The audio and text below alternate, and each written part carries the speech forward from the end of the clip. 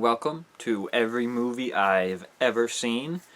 Today, the movie that I'm going to be talking about is I, Origins. This is a kind of a lesser known film. I believe this was directed by Mike Cahill.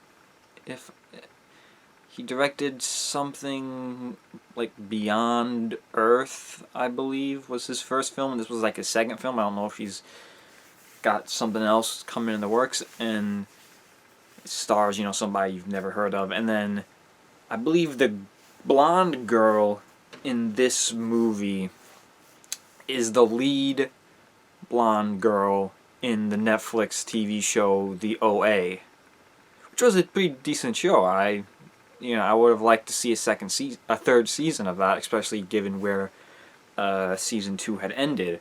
But I don't think Netflix is all that interested in making shows past 2 seasons. Because I feel like Netflix is just trying to have new content, and going out with my eye.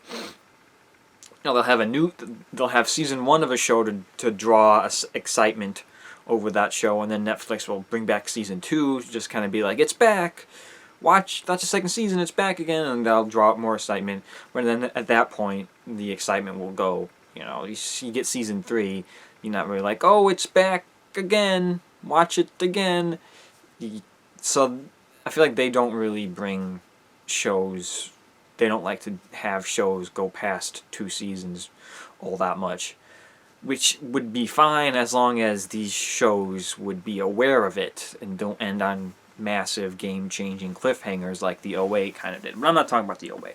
I'm talking about I, Origins. Now, from my understanding of how this came about, the director, I think he wrote it too, but he had a movie in his mind called I think it was just called I.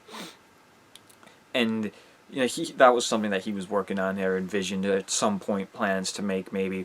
And I, Origins was kind of comes along as like a prequel to this movie. So I can kind of like see that maybe where his original movie I has this world that exists, and I, Origins is kind of a prequel because once you get towards the end of I, Origins, you could see potential ramifications of what happens at the end of this movie, and that's something that I think would be interesting to see in the next movie. Now, I'm not going to talk too much spoilers in this movie. I'm not going to talk too much spoilers about this movie in this review, mainly because this is almost more of like a recommendation type thing, because I have a lot of obscure movies that people haven't heard of that I would suggest people check out. And so I'm not going to spoil the movie. I'm not going to talk about plot, about what's going on. I would just say, honestly, the best way to watch a movie is just, go in blind, know as little about it as possible. It's the best way to watch movie trailers. They just show too much. They just ruin too much. Even the synopsis can be too much information at times. But this is a movie that I would highly recommend people check out.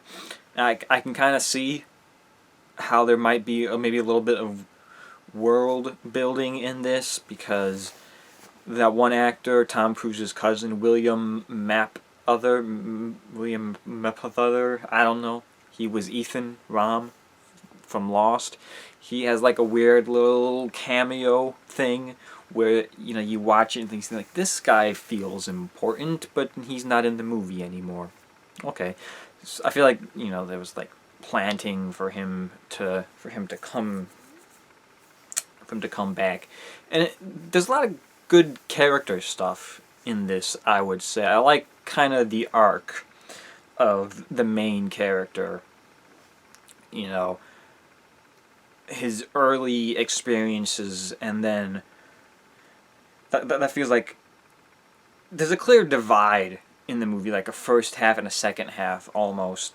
And the first half weighs very heavily on the main character, and then he goes through his Glenn from The Walking Dead is also in this. Steven Yeun. I don't know if I'm... That's why I don't like saying these people's names, because I don't know if I'm pronouncing them right. I don't mean... Anyway. So he goes through his, what he's trying to accomplish, and it's interesting how he kind of... how what he tries to accomplish doesn't really work out. He accomplishes it in a way that he doesn't, a result that he's not looking for. That doesn't make any sense. But, go watch this. Go watch this movie, I Origins, and then maybe come back and watch my review, and what I'm saying could potentially make more sense.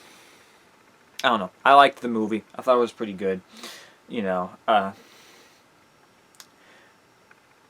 It just kind of left with a feeling of wanting more, and, a lot of ramifications that I feel like could be pretty interesting to be explored in this future movie that's probably not going to be made. It just seems like one of those things that just wasn't meant to be. Like Shane Carruth's third movie. It's maybe just not meant to be. I would hope so, but until then, that's all I've got to say about I Origins.